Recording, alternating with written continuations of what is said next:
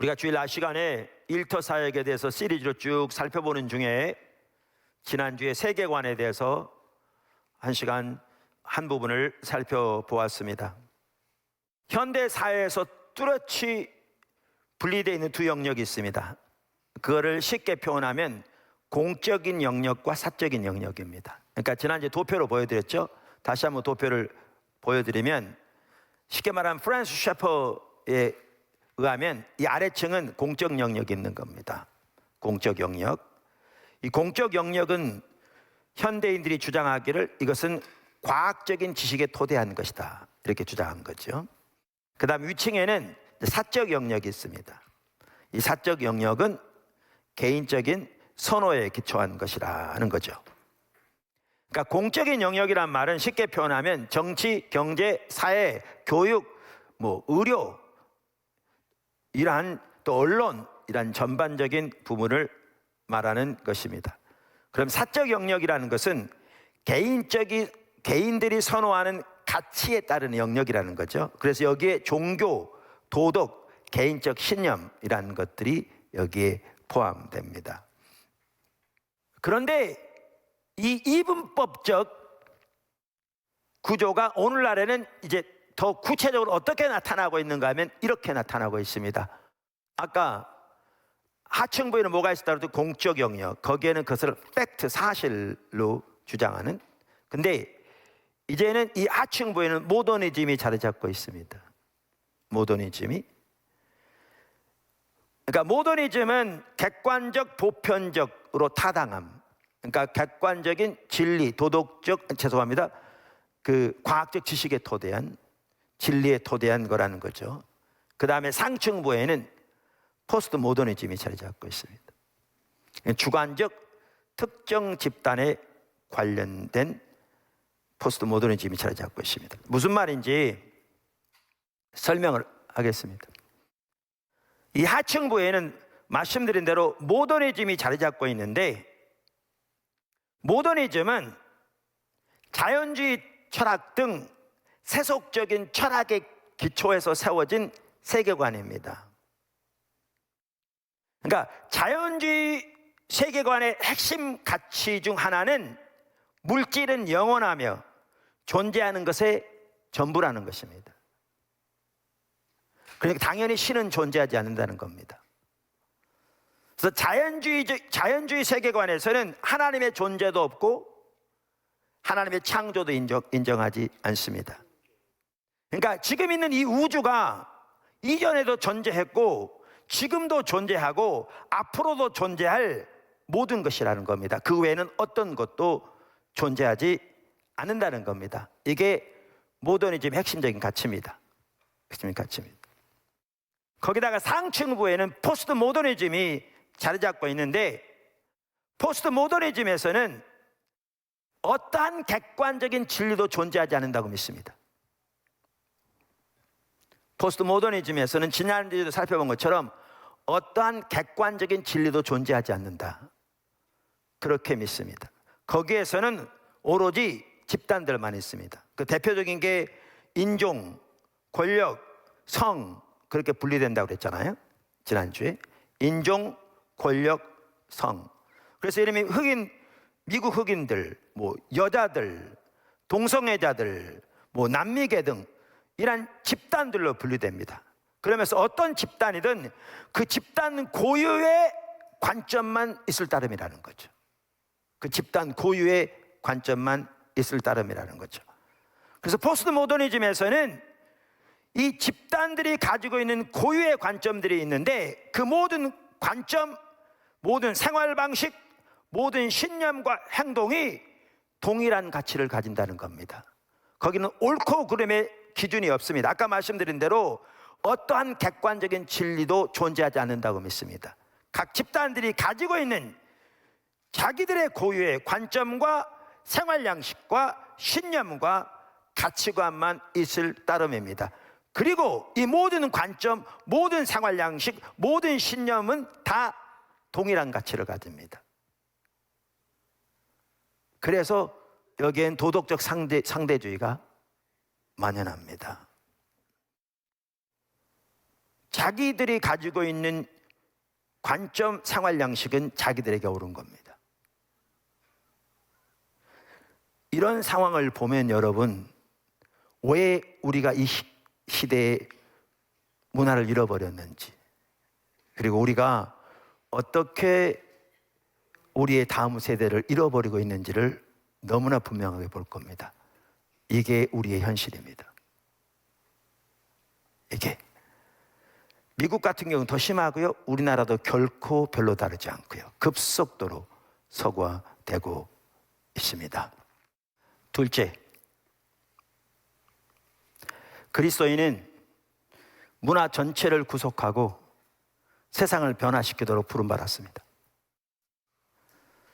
지난주도 언급한 것처럼 우리는 문화를 잃어버렸습니다. 지금 현대 사회가 가지고 있는 이 2층 구조만 보아도 우리는 우리의 현실을 너무나 적나라하게 이해할 수 있을 겁니다. 근데 이러한 상황에서 하나님은 예수님의 제자인 우리를, 하나님의 자녀인 우리를 부르시되 문화 전체를 구속하고 세상을 변화시키도록 우리를 부르셨습니다. 그럼 어떻게 문화를 구속할 거냐는 거죠. 문화 전체를 구속하는 핵심적인 길은 문화의 각 영역을 하나님의 통합적인 진리 위에 세우는 것입니다. 우리가 문화를 잃어버렸습니다. 이러한 시대에 우리가 문화를 구속하려면 우리 그리스도인들이 공적 토론장에서 자리를 다시 확보해야 합니다. 그리고 그러려면 공적인 것과 사적인 것, 사실과 가치, 거룩한 것과 세속된 것 사이의 이분법을 극복하는 방법을 찾아야 합니다. 그리고 우리는 복음을 문화적 포로 상태에서 해방시켜 공적 진리의 지위로 회복시켜야 합니다. 어떻게 구체적으로 할 거냐고요? 제가 예를 들겠습니다. 그럼 여러분 선명히 이해될 겁니다. 우리가 세계관을 다룰 때 어떤 세계관든지 크게 세 가지 축으로 이해하면 세계관을 이해하기가 쉽습니다. 그러니까 창조, 타락, 구속. 기독교 세계관만이 아니고요, 모든 세계관을 다. 창조라는 말은 우리가 어디서 왔느냐, 궁극적인 근원이 뭐냐라는 걸 말하는 거고요. 타락은 오늘날 이 산적한 문제의 원인이 뭐냐, 뭐가 문제인가라는 걸 다루는 거고요. 구속은 그럼 이 문제를 어떻게 해결할 건가, 우리가 궁극적으로 지향하는 목표가 뭔가, 이게 이제 구속입니다. 어느 세계관이든지 이걸 다 가지고 있습니다. 그래서 그게 다 없다면 그 온전한 세계관이 아닙니다. 그리고 그것이 마르크스주의든지 그것이 쾌락주의든지 아니면 그것이 자연주의든지 뭐든지 다 이걸 가지고 있게 됐습니다. 그래서 그거를 이렇게 살펴보면 그 세계관이 어떤 세계관인지 우리 한눈에 볼 수 있습니다. 그래서 세계관을 우리가 이해할 때 이 세 가지 축으로 이해하면 도움이 많이 됩니다. 여러분이 제가 소개한 책들에 보면 이제 그런 부분들을 잘 설명하고 있습니다. 주일날 제가 그 부분을 다루게 될지는 모르겠습니다. 그런데 제가 완전한 진리 그 책을 읽다가 그 저자가 그 이전에 쓴 책이 있는데 그게 이제 그리스도인은 어떻게 살 것인가, 제가 쌍둥이 책으로 말한 5년 전에 쓰여진 거거든요. 콜슨하고 공저에서 그 책에 대해서 언급하면서 그 책은 내부로 되어 있다고 그러더라고요.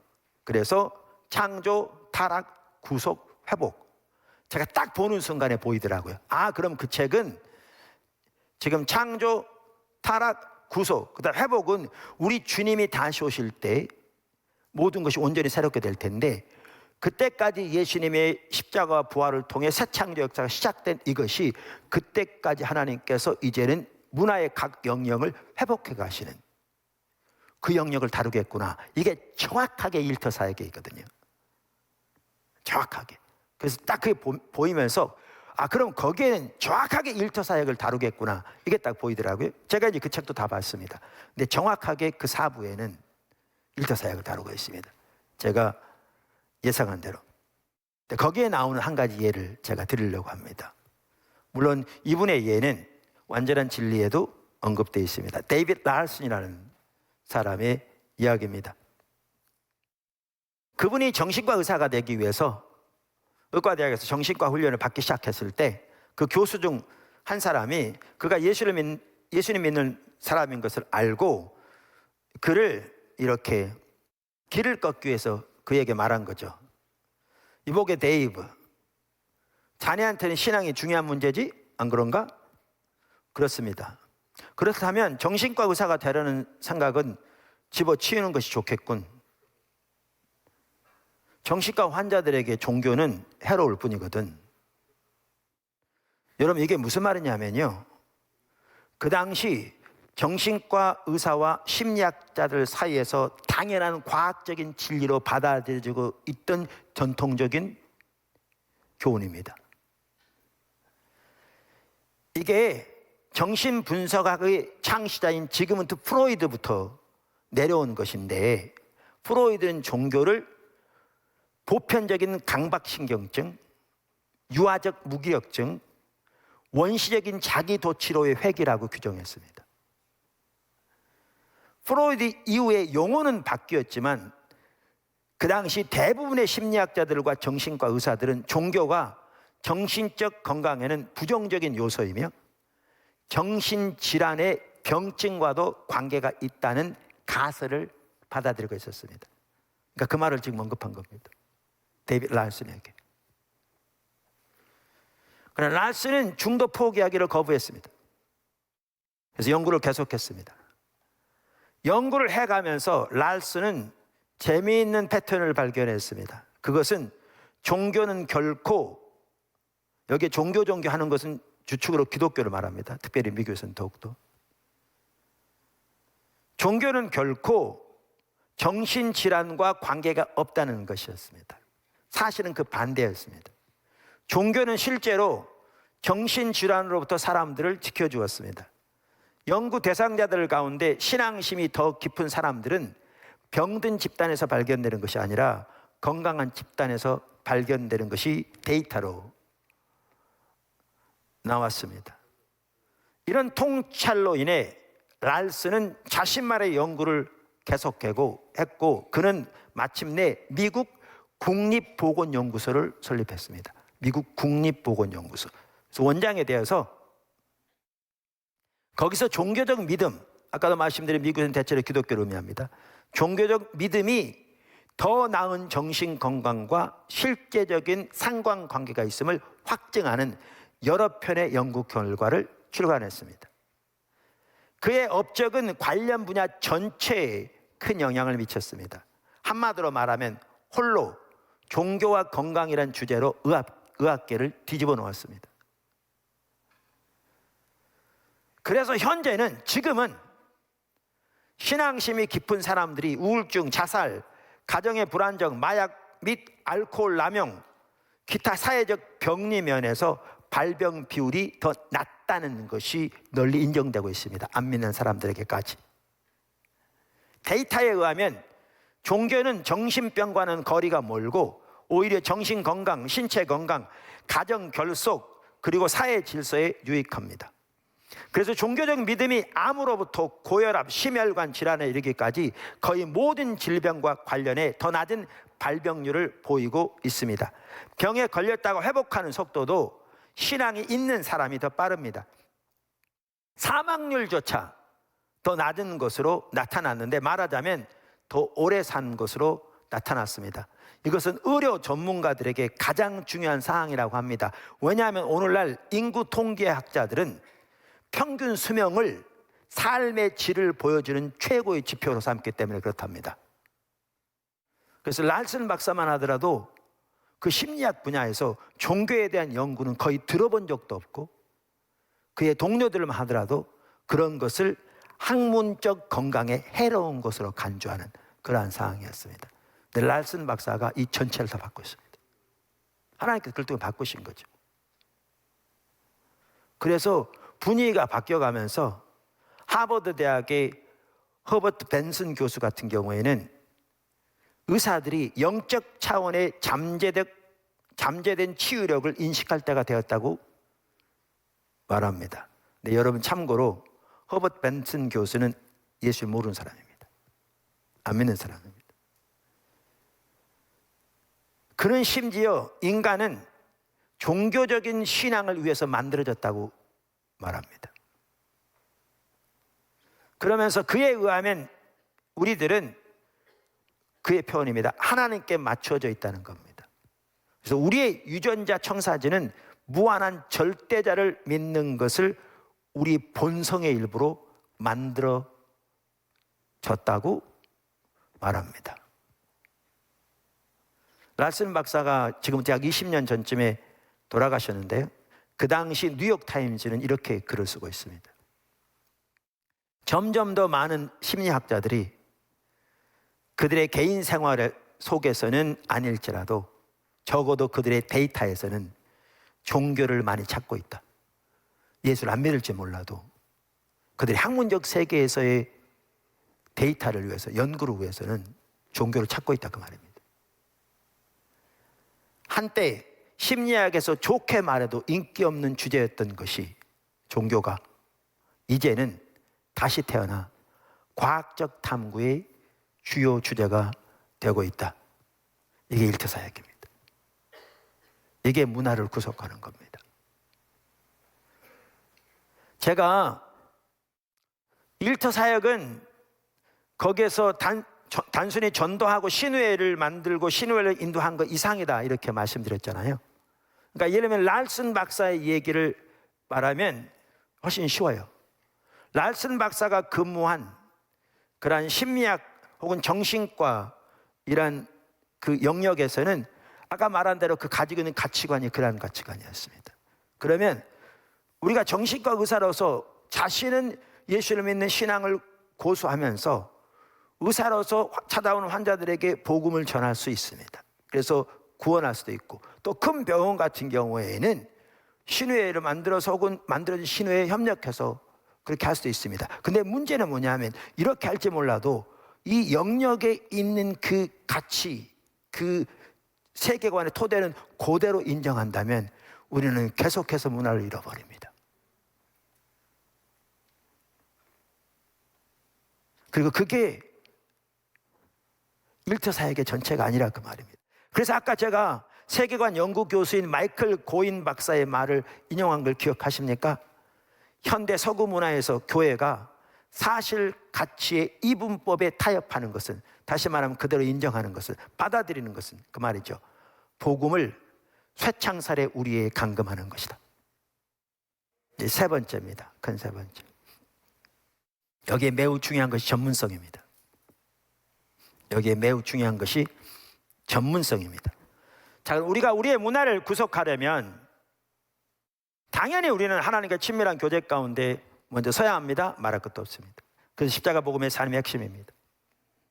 또한 우리는 우리의 모든 삶에서 삶에 대한 하나님의 말씀, 즉 성경적인 세계관을 무장돼야 합니다. 그래서 세계관의 중요성이 여기 있습니다.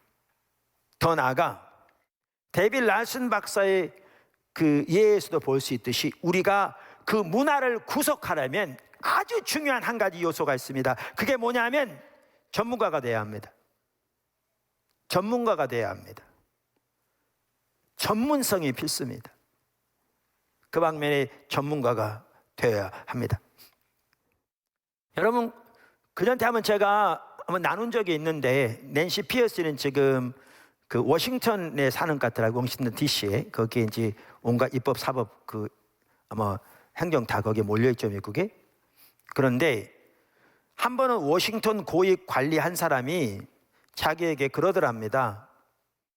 헌신된 그리스도인이자 동시에 뛰어난 전문가를 찾기가 얼마나 어려운지 모르겠다. 그러면서 한탄하더랍니다. 이게 현실입니다. 그러니까 문화를 구속하지 못하는 거죠. 그러면서 문제는 대다수의 그리스도인이 자기 직업에 대한 성경적 소명의식이 없는 것이 문제라는 거죠. 자기 직업을 하나님 나라를 위한 최전선의 일로 생각하지 않는다는 겁니다. 그래서 문화를 구속하기 위해서 아주 중요한 것은 아까 워싱턴의 고위 관리의 말처럼 헌신된 그리스도인이자 뛰어난 전문가가 되어야 합니다.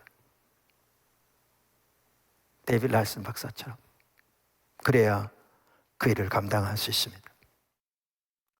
자, 그러면 어떤 분이 이렇게 말할 수 있습니다. 우리가 일터 사역을 통해서 그러면 하나님의 문화 명령을 성취하고 문명을 세우고 문화를 개발하고 문화를 구속하는 일을 해야 되는데, 그러면 전문가들만 할 수 있느냐? 그래서 여기서 중요한 게 사랑의 섬김과 문화의 구속의 조화입니다. 이 두 조화가 필수입니다.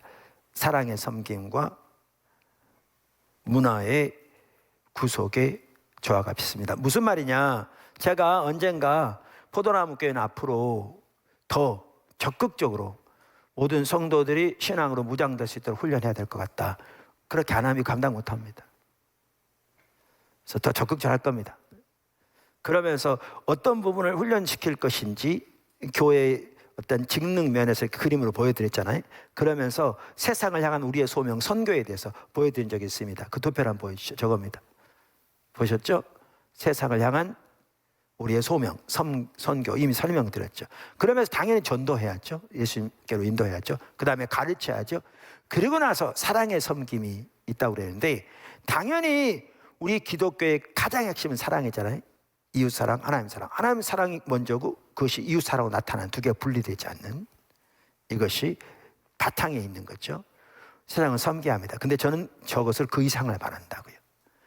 앞으로 우리가 살펴보려고 하는데, 우리말에 특별한 소명이라고 번역된 진 에드워드 베이스가 쓴, 이분이 마르틴 루터의 소명으로서 일에 대한 부분을 아주 잘 정리한 분이거든요. 특별히 창세기 2장에 나오는 하나님의 섭리, 하나님의 공급에 대한 하나님의 동력자로서 창조의 일에 동참하는. 그래서 우리가 이미 살펴본 것처럼 예수님께서 우리에게 일용할 양식을 달라고 기도하라고 하셨는데, 하나님 우리의 일용할 양식을 주시는 거죠. 근데 어떻게 우리에게 일용할 양식을 주시냐는 겁니다. 하나님께서. 당연히 하나님은 이스라엘 백성들을 광야에서 먹인 것처럼 매일 만나와 같은 특별한 기적을 통해서 주실 수 있죠. 그런데 인류 역사를 쭉 살펴보면 그럴 경우도 있지만 그건 오히려 예외적인 것이고, 보다 보편적인 하나님의 방법은 농사를 짓는 농부를 통해서, 그 물건을 나르는 트럭 운전사를 통해서, 정미소 감당하는 사람을 통해서, 식당을 하는 요리사를 통해서 등등등 우리에게 우리의 필요를 채우시는 거죠. 오늘날도. 그러면 우리의 일, 소명 하나하나가 하나님의 공급을 위한 하나님의 수단인 거죠. 하나님의 창조 역사에 동참하는. 여기에 아주 중요한 가치가 있습니다. 앞으로 이 부분 살펴볼 텐데, 탁월함입니다. 탁월함. 근데 이게 지금 사랑의 섬김이라고 말한 겁니다. 요 일터 사역과 지금 문화를 구속하는 이 사역, 여기에 핵심은 전문성입니다.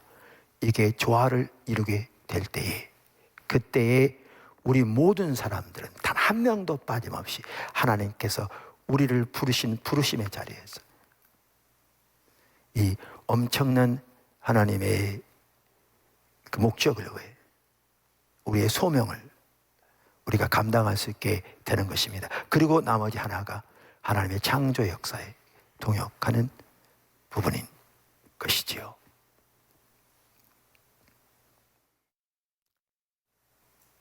세계관을 살펴보면서 하나님께서 오늘날 우리가 문화를 잃어버린 이 정말 심각한 상태를 보게 하시고, 그리고 그 핵심적인 이유를 보게 하시고, 특별히 세계관 차원에서 더욱더, 그리고 우리의 소명, 어떻게 하나님 우리를 부르시되 문화 전체를 구속하고 세계를 변화시키도록 우리를 부르셨는가 라는 것을 살펴보고, 특별히 문화의 구속과 아까 말씀드린 대로 사랑의 섬김이 조화를 이루게 될 때, 이건 사실 팀 켈러 목사님도 그분의 책에서 이 두 조화를 표현은 다를지 모르지만 정확하게 말했거든요. 그래야 우리 모두가 균형 잡히게 하나님의 창조의 동역자로서 문화 명령과 창조의 명령을 수행하는데 그것을 감당할 수 있다. 그러면서 이제 여기에 우리가 관계 중심 전도의 생활을 통한 대입령의 성취가 당연히 조화를 이루게 될 때 하나님께서 예수님의 십자가 부활을 통해서 이루어진 구원의 역사가 주님 오신 그날까지 온 땅의 모든 영역 가운데 전파될 때 귀하게 쓰임받는 저와 여러분, 특별히 포도나무 교회가 될 줄로 믿습니다. 교회가 이렇게 세워지도록 강력하게 촉구하고 계십니다. 코로나 시대에 이렇게 반드시 교회가 세워져야 합니다. 그래서 우리가 힘을 합해서 한 사람도 하나님의 비전을 놓치지 말고 이 하나님의 엄청난 하나님의 일, 부르심 선명 인식하고 주님 잘 따라갈 수 있기를 주님의 이름으로 축원합니다.